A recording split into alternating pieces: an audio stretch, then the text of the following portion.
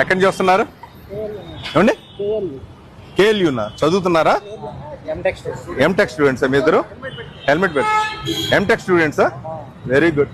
ఈ అవేర్నెస్ మీ అంతటా మీకా లేకపోతే ఇక్కడ జరుగుతుంది దాని గురించి?